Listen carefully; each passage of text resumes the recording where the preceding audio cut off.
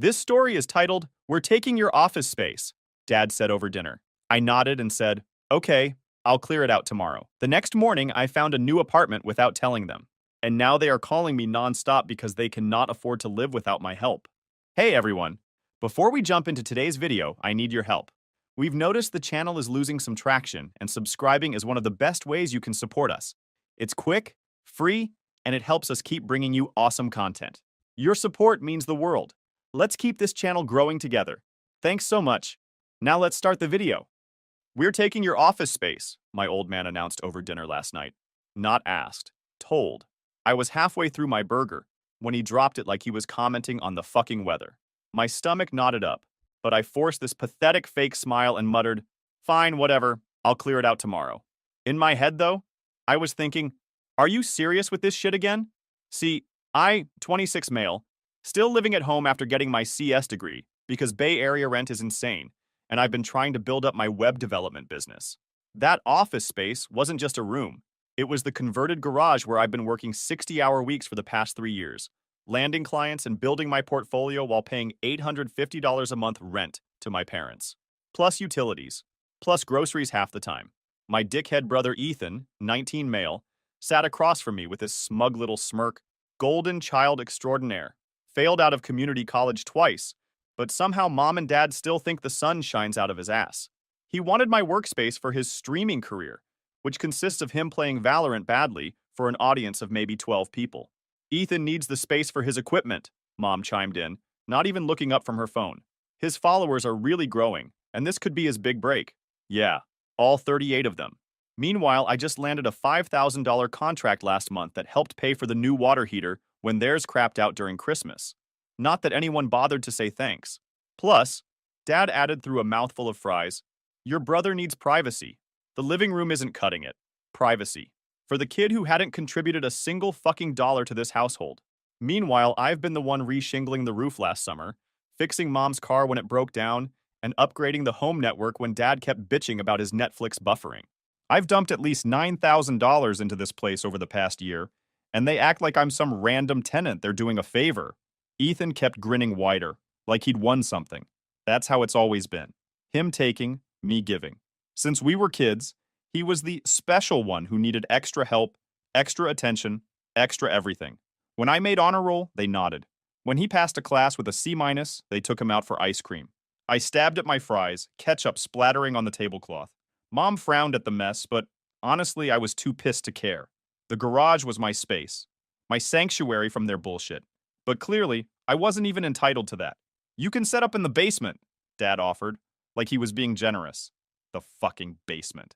With its half-finished walls, concrete floor, and that persistent mildew smell. Where the Wi-Fi barely reaches and the ceiling is so low I have to hunch. Where they store all their crap. But I just nodded because what else could I do? I've spent my whole life being reasonable while they catered to Ethan's every whim. That night, I sat in my garage office, staring at the setup I'd built. The custom desk I'd made from reclaimed wood, the perfect cable management, the sound absorption panels I'd installed. 3 years of building my space, my business. And they were giving it to a teenager who couldn't even be bothered to wash his own dishes. Something inside me just snapped. I should probably back up and explain the Ethan situation, because it's key to understanding why this desk thing hit me so hard. From day one, this kid has been treated like he's made of glass. When we were growing up, if I got a B+, Dad would ask why it wasn't an A. If Ethan got a C-, they'd celebrate like he'd won a Nobel Prize. "He's just wired differently," Mom would say. "He needs more support." Meanwhile, I was the responsible one who had his shit together. Translation: the kid they didn't have to worry about, so they didn't. When I was 16, I saved for 6 months to buy my first laptop. Ethan got the newest iPhone for his 12th birthday because all his friends had one. I busted my ass for a scholarship to state. Ethan flunked out of community college, and they blamed his professors for not understanding his learning style, then paid for him to try again at a different school, which he also flunked out of. When I moved back home after graduation, the deal was I'd pay rent and stay until I got established. Reasonable. But somehow I also became the in-house tech support, handyman, and emergency fund. Last year, the furnace died during the coldest week of January. Repair bill, $2,700. Guess whose savings paid for it? Not my parents, who both work decent jobs. Definitely not Ethan, who was between opportunities. Me, with the promise they'd pay me back soon. Still waiting on that. 3 months ago, Dad's car needed a new transmission. $1,800 from my client funds. Last summer, I spent 2 weeks replacing the deck that was rotting through, paid for the materials, did the labor, while Ethan played video games inside. When they had friends over to see the new deck, Dad joked, "Yeah, got it done for cheap." Never mentioned I built the damn thing. Every time I try to bring this stuff up, Mom gets teary and Dad gets defensive. Family helps family, he'll say. But it only ever seems to go one direction. So yeah, the garage workspace meant a lot to me. It was the one place in this house that was mine, where I built something from nothing. And now they were handing it to Ethan, because his streaming career might take off someday. That night, I couldn't sleep. Just lay there cataloging every time they'd chosen him over me. Every time they'd taken from me to give to him. Every time I'd swallowed my anger and played along.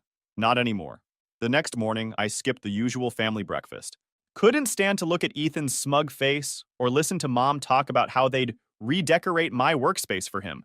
Instead, I sat in my car in the driveway, scrolling apartment listings. I'd been saving for my own place, but the way Bay Area rent is, I figured I needed at least another year. But fuck it. I'd live on ramen if I had to. Found a studio in Oakland, 500 square feet, dated kitchen, but it had a decent-sized alcove perfect for my desk setup. $1,850 a month, which was actually below market for anything not actively on fire. The landlord wanted first, last, and security, $5,550 up front. I had $8,200 saved. It would be tight, but doable. I fired off an email with my credit score and income verification from my business. Got a response within an hour. Available now. Can you come see it this afternoon? Hell yes, I could. The place was exactly as advertised. Small, slightly worn around the edges, but clean. Big windows, no mildew smell, no Ethan, no parents acting like every dollar I earned belonged to the family fund, which somehow always got spent on whatever Ethan wanted. I'll take it, I told the landlord. A chill older lady named Janet who said she preferred renting to quiet professionals over party kids. Signed the paperwork on the spot, paid the deposit, got the keys. Holy shit, just like that, I had my escape plan. Driving home, I felt this weird mix of triumph and fury. I should have done this years ago. Instead, I'd been bankrolling a family that saw me as nothing but a resource to exploit. Well, resources can dry up. I didn't tell them about the apartment.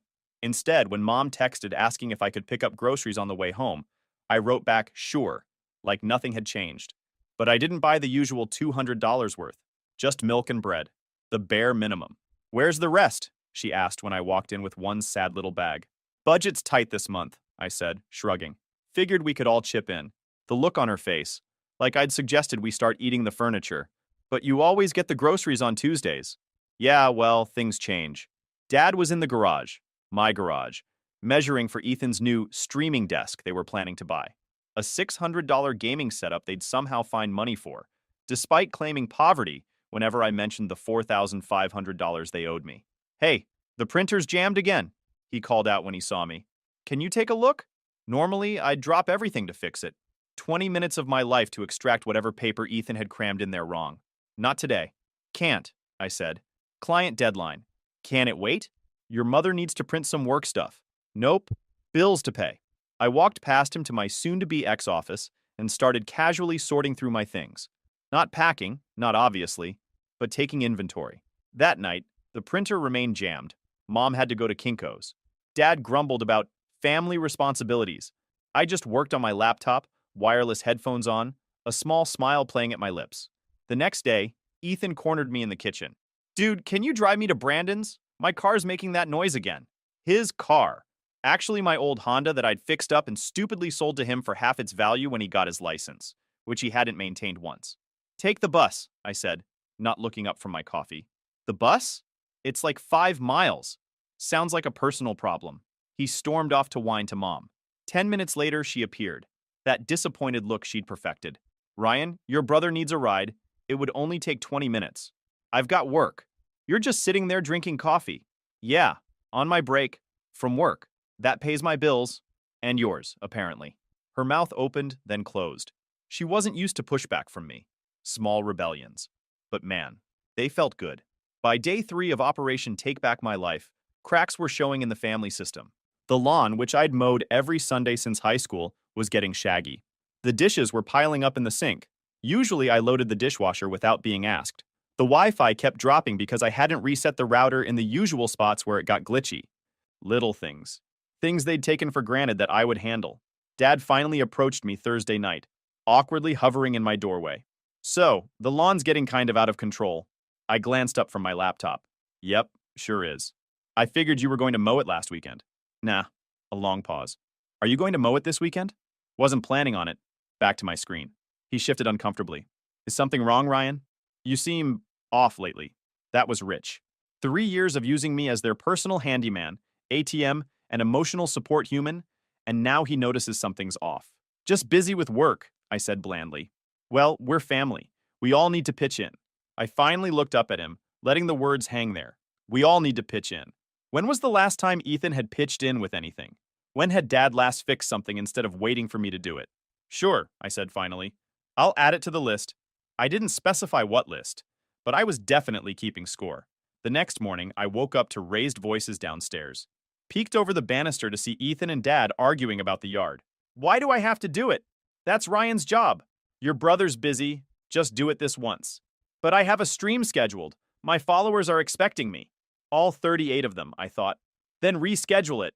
Jesus Christ, Ethan. It's just lawn mowing. It was like watching a nature documentary. The parasitic relationship disturbed, the host organism finally pushing back against the parasite. Fascinating. I slipped back to my room, started packing another box. I'd been slowly moving my valuables out each day while they were busy arguing about chores. The studio apartment was gradually filling up with my stuff, but the real bombshell dropped that afternoon. I was on a client call when Dad knocked on my door, his face a weird mix of defensive and guilty. Hey, quick thing, he said when I finished. I sold your workbench. Guy's picking it up tomorrow. Got $300 for it. My custom workbench.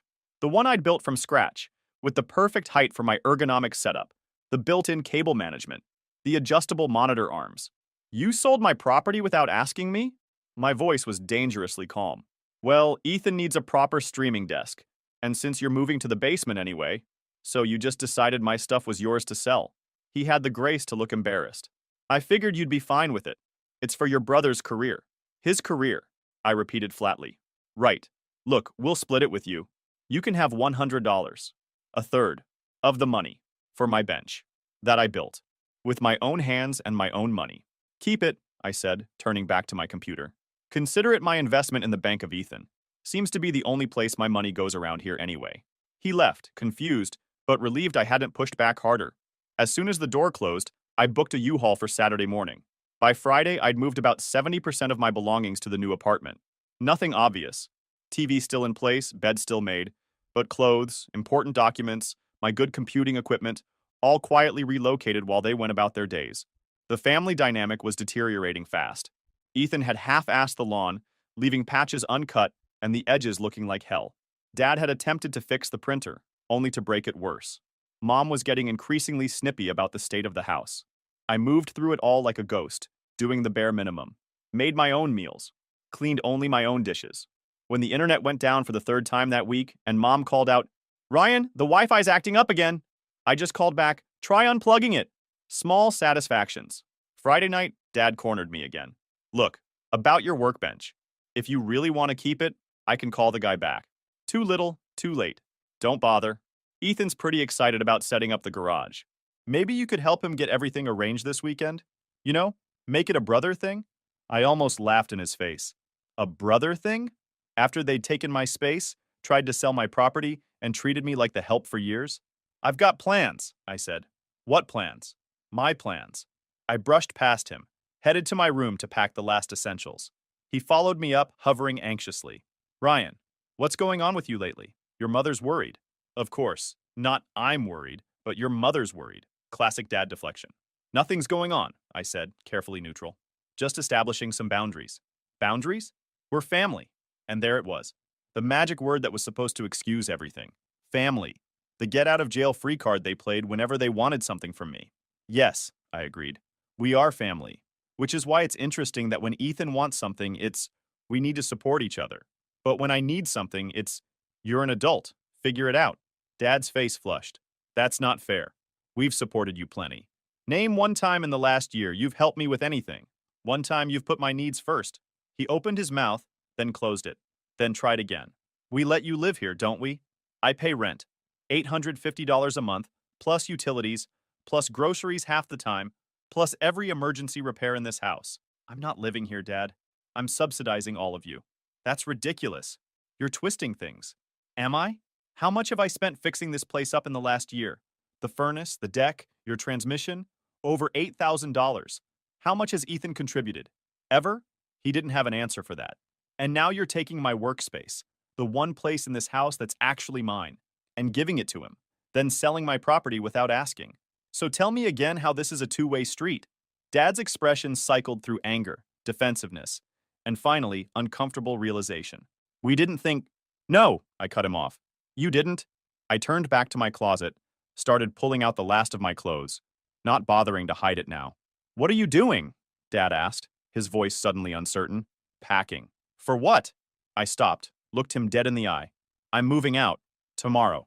The shock on his face would have been comical if it wasn't so pathetic. Moving out? Where? Why didn't you tell us?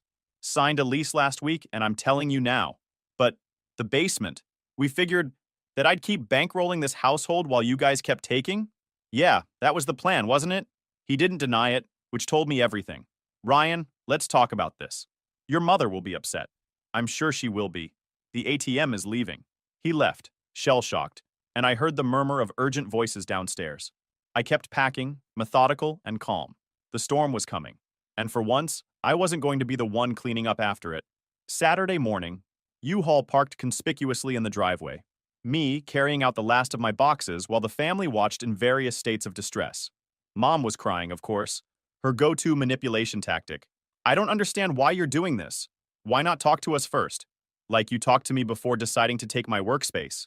I loaded another box, not breaking rhythm. That's different. Ethan needed.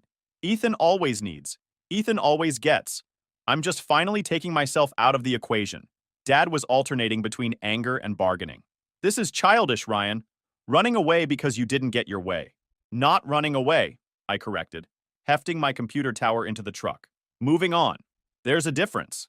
Ethan was sulking on the porch, his future streaming career suddenly in jeopardy, without me there to set up his equipment and troubleshoot his technical problems. What about my desk? He whined. Dad already sold yours. Sounds like a you problem, I replied, echoing his own favorite phrase back at him. Mom followed me back into the house, still sniffling. I just don't understand where this is coming from. We're family. I stopped, set down the box I was carrying, and faced her directly. Let me make it crystal clear then. I walked to the kitchen, grabbed a marker from the drawer, and a piece of paper from the printer they still hadn't fixed. In large letters, I wrote, Ryan's contributions. Last 12 months. Rent paid, $10,200. Utilities, approximately $1,800. Groceries, approximately $4,800. Furnace repair, $2,700. Dad's transmission, $1,800. Deck rebuild, $1,100 plus 80 hours labor. Regular home maintenance, $2,400 approximately. Tech support, countless hours. Total, $24,800 plus Ethan's contributions. Zero attitude, priceless. I stuck it to the fridge with a magnet. That's where this is coming from. Mom stared at the list, her tears suddenly drying up. It hasn't been that much. Check my bank statements. I kept records. Dad had wandered in and was reading over her shoulder, his face draining of color. The furnace wasn't that expensive, he protested weakly. $2,700. I have the receipt. You said you'd pay me back when things ease up. That was 11 months ago. They exchanged uncomfortable glances. We've been meaning to, Mom started. Save it, I cut her off. I don't even care about the money anymore. What I care about is that I've been keeping this household afloat for years, and you still treat me like I'm the selfish one when I need something. You still put Ethan first every time, even though he contributes nothing. He's younger, Dad tried. He's still finding his way. He's 19. I was working 2 jobs at 19, paying for my own car, my own phone, my own everything. That's because you were more responsible. Mom's voice trailed off as she realized what she was admitting. Right. I was responsible, so you burdened me with everything. He's irresponsible, so you burden him with nothing. And now, you're genuinely shocked that I'm leaving. I picked up my box again. Ryan, wait, Dad said, his voice no longer angry but genuinely alarmed. Let's figure this out. We can make this right. Too late. I signed a lease, paid the deposit. My name's off the utilities here as of Monday. That landed like a bomb. What do you mean your name's off the utilities? Mom asked. I mean, I've been paying the internet, the streaming services, and half the power bill. I called yesterday and had everything transferred or canceled. You've got about 48 hours to figure out new arrangements. Ethan appeared in the doorway, finally catching on that his comfortable life was about to change dramatically. You can't just leave, he protested. Who's going to fix the printer or the Wi-Fi when it goes down? I couldn't help but laugh. That's your first concern, not how will we pay the bills, but who's going to fix my shit for free? I brushed past him, carried the box to the truck. Mom followed me out, now in full panic mode. Ryan, please. We didn't realize how much you were doing. We can work something out. Your father and I will pay you back. With what money? You guys live paycheck to paycheck. We'll figure it out. Please, just don't do this. I closed the U-Haul's rear door, locked it. I've already done it. I'm not asking for the money back. I'm not even asking for an apology, though that would have been nice. I'm just done being the family ATM. But what about Ethan? She asked, and I almost admired her dedication to keeping him at the center of everything. What about him? He's an adult. Let him get a job. He can't find anything in his field. His field? He's a college dropout who plays video games badly on the internet. That's not a field. Harsh, but true. And long overdue. Dad had stormed back inside, but now reappeared with his wallet. He pulled out 520s, his standard emergency cash. Here, he said, thrusting it at me. For the furnace. It's a start. I looked at the money, then back at him. Keep it. You're gonna need it. I climbed into the U-Haul. Mom was openly sobbing now. Dad looked shell-shocked, and Ethan was furiously texting someone, probably complaining about his terrible family. I'll call you when I'm settled, I told them, which was more courtesy than they deserved. As I pulled away, I glanced in the side mirror. They stood in the driveway looking lost. For the first time in their adult lives, they were going to have to solve their own problems. The first week in my new place was fucking blissful. No one barging in asking for tech support. No family dinner guilt trips. No expectation that I'd drop everything to chauffeur Ethan around. Just me. My reclaimed workspace set up exactly how I wanted it, and the glorious silence of a space that was 100% mine. I got a text from Mom the day after I left. The internet's not working. Did you really cancel it? I didn't respond. Let them figure it out. 3 days later, a call from Dad. The hot water heater's making a noise. YouTube has lots of DIY videos, I suggested, and hung up. By the end of the week, the texts were coming hourly. The printer still wasn't working. The yard was a jungle. None of them knew how to reset the router properly. The streaming services were gone. Ethan's career was stalled because he couldn't figure out how to set up his equipment. Can you just come over for an hour? Mom pleaded. We'll pay you. My contractor rate is $95 an hour, 2-hour minimum, payment upfront, I replied. That shut her up for a while. But the following Tuesday, exactly 10 days after I moved out, the real crisis hit. I got a panicked call from Dad at 8 a.m. The furnace quit again! The house is freezing! It was mid-February, temperatures in the 30s at night. Call the HVAC company, I suggested. They want $200 just to come out, plus parts and labor. Welcome to home ownership. Ryan, please, we don't have that kind of money right now. Of course they didn't. They'd been counting on me to handle all that. What about the emergency fund? I asked, knowing full well there wasn't one. Your mother had to use it for groceries, he admitted. Translation. They'd been living beyond their means for years, using me as the safety net. That sounds serious, I said, trying to keep the satisfaction from my voice. Maybe Ethan can contribute from his streaming income? The silence on the other end was delicious. He doesn't. That's not really... Dad fumbled. Not really bringing in money yet? Shocking. I let him stew for a moment, then sighed dramatically. Text me the exact error code on the furnace display. I'll see if it's something simple. It wasn't, of course. The igniter had failed. A $95 part plus labor. But I knew it wasn't something they could fix themselves without risking bigger problems. You've got two options, I told Dad after researching it. Pay the HVAC company or replace the igniter yourself and risk damaging the control board, which would be another $600 repair. Can't you just come look at it? He almost begged. I'm in the middle of a client project with a deadline, I said, which was true. But tell you what, if you and Ethan want to come by tonight, I'll walk you through ordering the part and show you some YouTube tutorials on how to replace it. There was a long pause. Dad, considering whether his pride was worth suffering in a cold house. What time? He finally asked. 7 p.m. and Dad? Bring Ethan. He should learn this stuff if he's going to keep living there. That night, they both showed up at my door, looking uncomfortable. It was the first time they'd seen my new place. It's nice, Dad offered, looking around at my perfectly arranged studio. My desk, not the one they'd sold, but a new one I'd found on Craigslist and refinished, took pride of place by the window. Thanks. I didn't invite them to sit. Let's talk furnace.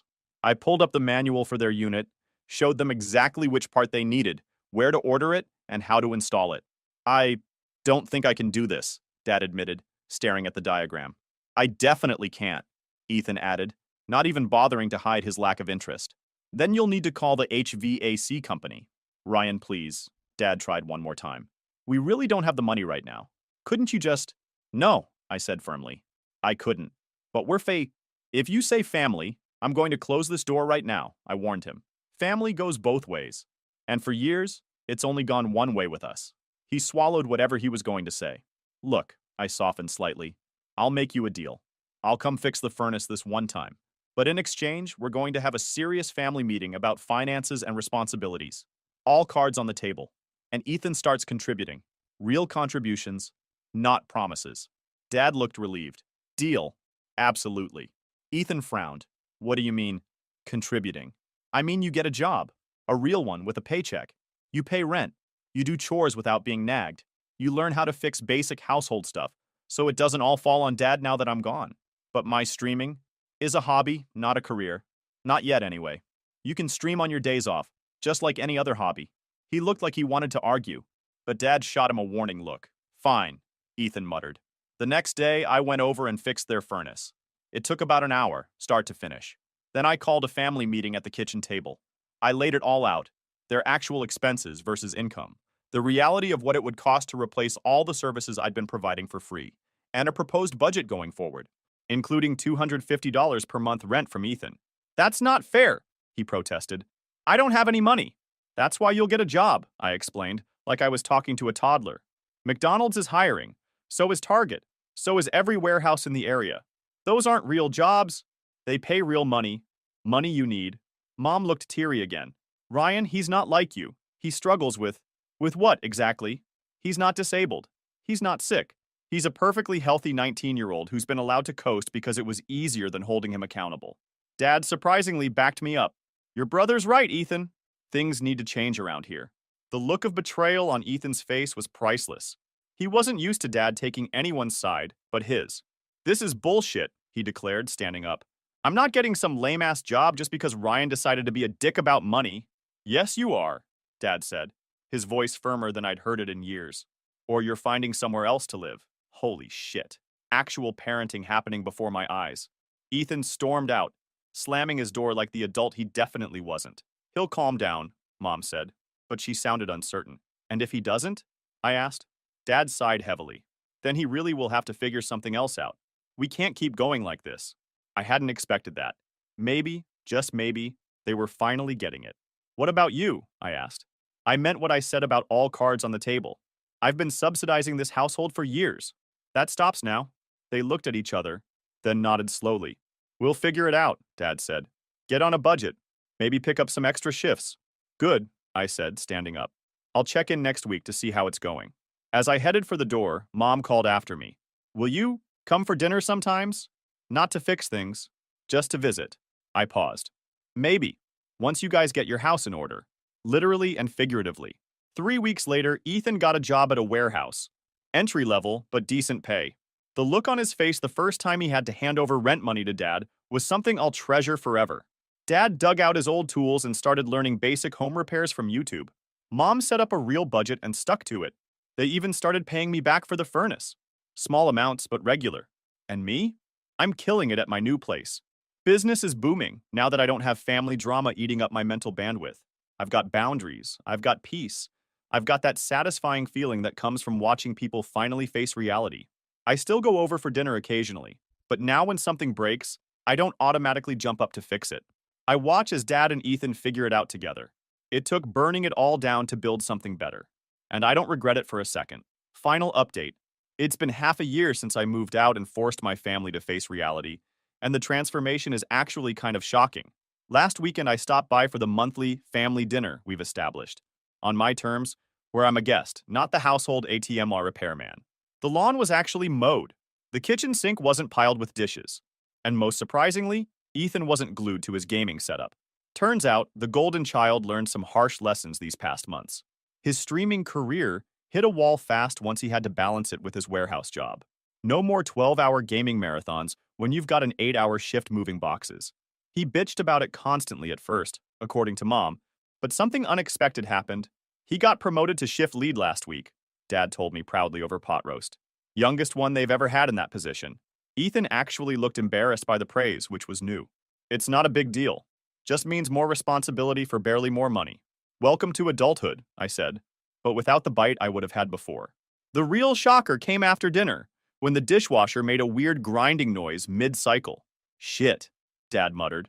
Then, instead of looking at me expectantly, he turned to Ethan. Can you take a look at that tomorrow?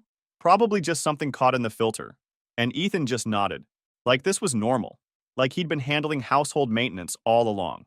He's gotten pretty good with basic repairs, Mom explained, seeing my surprised face. After you left and the toilet broke for the third time, he finally took initiative. YouTube tutorials, Ethan shrugged. Same ones you used to watch. I almost fell out of my chair. Later, Dad walked me out to my car and awkwardly handed me an envelope. Inside was $500 cash. It's not everything we owe you, he said quickly. But we've been putting aside a little each month. Figured we'd start making real payments, not just token ones. I was genuinely speechless. For years, money had only flowed one direction in this family, from my pocket to theirs. This reversal felt alien. Thanks, I finally managed. I appreciate it. We should have done better by you, Dad said, staring at his shoes. I didn't realize how much we were taking advantage until you weren't there to take advantage of anymore. It's not an excuse, but I'm sorry. Again, words I never thought I'd hear. Ethan's different too, he continued. Having real responsibilities, earning his own money. It's been good for him. Made him grow up. Better late than never, I said, but without rancor. Yeah. Dad hesitated, then asked, You doing okay? Place working out? Better than okay, I told him truthfully. Business has doubled since I moved. Turns out not having my resources drained constantly lets me focus on actually building something. He winced slightly but nodded. You deserved better from us. As I drove home, I realized something had shifted fundamentally. My family hadn't just adjusted to my absence, they'd actually grown from it. Ethan was developing into a functioning adult. My parents were taking responsibility for their finances. And most importantly, they were finally acknowledging what they'd done. Obligatory disclaimer. Yeah, I know some of you will say I should have cut contact completely. Trust me, I considered it. But despite everything, they're still my family. I'm not saying everyone should reconcile. Some families are truly toxic beyond repair. But in my case, once they showed actual change and remorse, I decided a controlled relationship was worth trying. Your mileage may vary. The following week, I got a text from Ethan that nearly made me crash my car. Hey, got a bonus at work. Wanted to pay you back for the bike Dad sold. It was a dick move. Let me know your Venmo. I'm not making this shit up. I literally had to pull over because I thought I was hallucinating, or someone had stolen his phone. I actually checked if I was hallucinating. The golden child acknowledging a wrong and offering to make it right, without being forced. I sent him my Venmo info, half expecting nothing to come of it. 10 minutes later, $300 hit my account with the note. For the bike. Sorry it took so long. It wasn't just about the money. It was the recognition, the acknowledgement that what had happened wasn't okay. That weekend, something even weirder happened. Ethan called, not texted, actually called, and asked if I'd help him set up a basic budget spreadsheet. The warehouse is offering a 401k match, and I don't know shit about investing, but I figure I should start. I invited him over, showed him how to track expenses, explained compound interest, and set him up with some basic financial literacy resources. The entire time he paid attention, asked questions, took notes, like an actual adult human. As he was leaving, he paused at the door. Your place is really nice. Way better than that moldy basement they were gonna stick you in. Thanks. I like it. He shifted awkwardly. I was a real asshole about the garage, and a lot of other stuff. I didn't realize how much you were carrying for everyone. I hadn't expected an apology from him. Not ever, really. Water under the bridge, I said, meaning it. Mom and Dad really miss having you around, he added. Not just for fixing stuff. They actually miss you. I miss certain things too, I admitted. Not the exploitation part, but the good parts of family. He nodded, understanding. For what it's worth, I'm glad you stood up for yourself. Shit needed to change. Now, 6 months out, I can honestly say my scorched earth exit was the best thing I could have done. Not just for me, but for all of us. Mom and Dad are on a budget for the first time in their adult lives. They've started building an emergency fund. Dad's become surprisingly handy around the house. Ethan's not just working, he's thriving with actual structure and expectations. He still games and streams occasionally, but as a hobby, not a delusional career plan. He's talking about taking classes at community college again, but with a realistic plan this time. And me? I've started dating again, joined a rock climbing gym, expanded my client base. All the energy that used to go into propping up my family now goes into building my own life. I still maintain firm boundaries. I don't lend money. I don't drop everything to fix their problems. But the dynamic has completely transformed. We're slowly rebuilding a relationship based on mutual respect rather than exploitation. It's still a work in progress, but for the first time, it feels like progress is actually happening. Sometimes the kindest thing you can do for people is to stop enabling their worst behaviors. It's messy and painful, but if they're capable of growth at all, they might just thank you for it eventually. My family did, and I never saw that plot twist coming. Edit. For those asking if I'll ever fully trust them again, probably not 100%, but I'm cautiously optimistic. Trust is earned in drops and lost in buckets, as they say. They're earning those drops back slowly,